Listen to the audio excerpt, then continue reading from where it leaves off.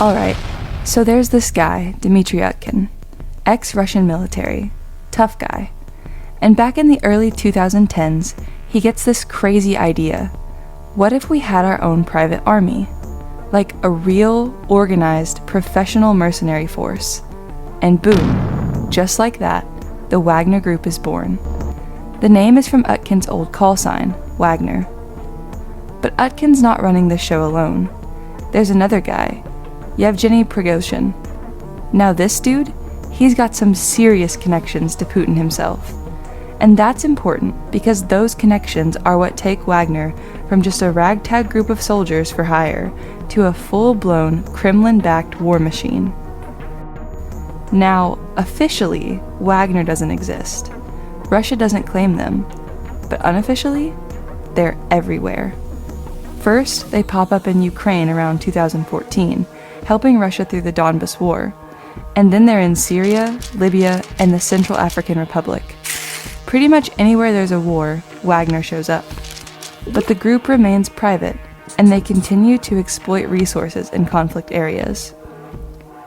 By 2022, they're deep in the Ukraine conflict. Tens of thousands of fighters, some of them straight out of Russian prisons, storming battlefields. Wagner becomes infamous for its brutality. Videos surface, executions, torture, war crimes. You name it, they've probably done it. And because they're technically not Russian soldiers, the Kremlin gets to deny everything, which was pretty convenient for them. But here's where things get really messy. Prigozhin, he starts talking. A lot. Publicly calls out Russia's defense ministry, basically saying they don't know what they're doing in Ukraine. And Putin wasn't a fan of that. But Prigozhin doesn't stop. No, he takes it a step further. June 2023, Wagner straight up rebels against Russia. They seize a military base in Rostov-on-Don. They march toward Moscow, and for a moment, it looks like they might actually pull it off. But then, a deal is struck. Wagner stands down. No bloodbath in Moscow.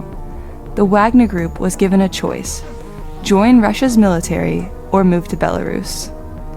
But then, 2 months later, a plane boarding Prigozhin, 𝖱𝖍𝖍, and another commander was blown out of the sky.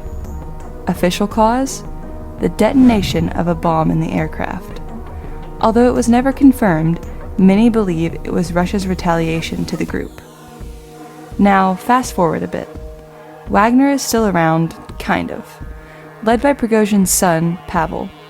Still operating in Ukraine, still recruiting ex-cons and mercs, but they're not the powerhouse they used to be. Without Kremlin cash, without their old leadership, they're barely hanging by a thread. So, what's next? Who knows? Maybe they'll make a comeback. Maybe they'll fade into history. But one thing's for sure, the impact of the Wagner Group will still be felt for years to come.